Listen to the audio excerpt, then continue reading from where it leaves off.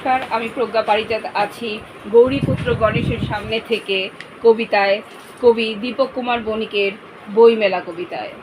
বইমেলা নিয়ে কত উদ্দীপনা, কত উৎকণ্ঠা, কত দুশ্চিন্তা কবিদের, প্রকাশকদের, দর্শকদের। উৎকণ্ঠা উৎসাহ কম নয়।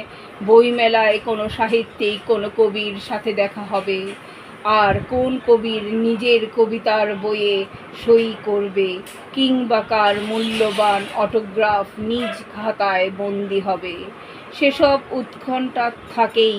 কিছু দর্শনার্থী বই ঘাটে আড্ডা মারে, চা খায়, আরও হয়তো কিছু খায়, তারপর বইমেলা উৎসবে শুধু সময় কাটিয়ে বাড়ি ফিরে যায়। আর প্রকাশক কবিরা উৎকণ্ঠায় মরে বই বিক্রির তাগিদায়। কারণ বইমেলা তো শুধু মেলা নয়, রুটি রুজির জায়গাও বটে।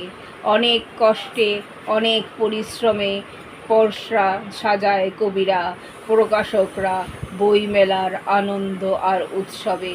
তখনই তাদের মুখে হাসি ফোটে, যদি তাদের বই কাটে।